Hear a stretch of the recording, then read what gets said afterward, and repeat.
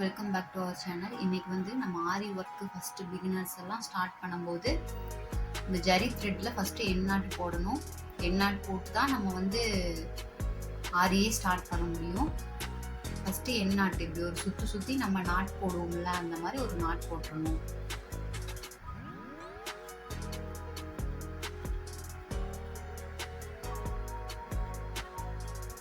தெரியுதா உங்களுக்கு?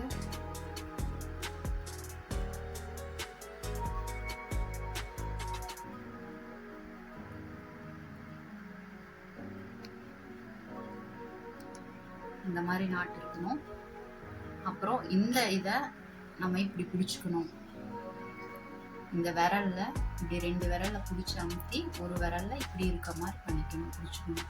இந்த இடத்துல நம்ம வந்து ஊசியை பிடிச்சி இழுக்கிற மாதிரி நம்ம வச்சுக்கணும். இந்த இதை வந்து நம்ம கீழே கொண்டு போகணும். ஸ்டாண்டுக்கு கீழே வச்சுக்கணும்.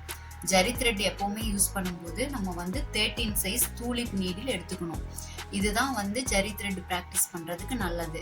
ஃபர்ஸ்ட் எடுத்தோடனே நம்ம வந்து எப்படி நம்ம நூலை வெளியே எடுக்கணும் அப்படின்னா, எப்போவுமே ஃபஸ்ட்டு ஸ்டார்டிங்கில் நெட்டில் போட்டு பழகுங்க. அப்போ தான் வந்து உங்களுக்கு ஈஸியாக வரும். அது என்ன ப்ராசஸ் நடக்குது அப்படின்னு தெரியறதுக்கு வேண்டி நான் ஜரி த்ரெட்டில் வந்து போட சொல்கிறேன். நம்ம ஊசியை உள்ளே விட்டு நம்ம ஜரி த்ரெட்டை வெளியே எடுக்கிறோம். எப்போவுமே ஒரு பேக் ஸ்டிச் போடணும். அதுக்காக பேக் ஸ்டிச் போட்டிருக்கோம். இப்போ இந்த நீடில் உள்ளே விட்டு ஒரு சுற்றணும். சுற்றிட்டு அதை வந்து இப்படி மேலே எடுக்கிறோம். மறுபடியும் நீடியில் நேராக உள்ளே விடுறோம். ஒரு சுற்றுறோம். கை உங்களுக்கு தெரியுதா?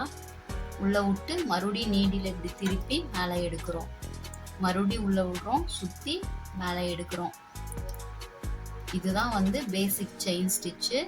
இதை நீங்கள் போட்டு பழகுனீங்கன்னா தான் வந்து நம்ம வந்து ட்ரைனிங் பண்ண முடியும்.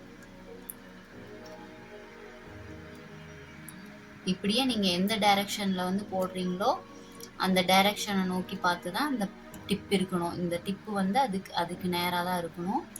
நான் இப்போ வந்து போட்டிருக்க மாதிரி நீங்கள் போட்டு பாருங்கள்.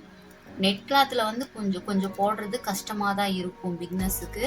ஆனால் இதில் போட்டு பழகுனீங்கன்னா தான் நம்மளுக்கு என்ன ப்ராசஸ் நடக்குது அப்படிங்கிறது வந்து உங்களுக்கு தெளிவாக தெரியும். இது மாதிரி தான் நீங்கள் செயின் ஸ்டிச் போடணும்.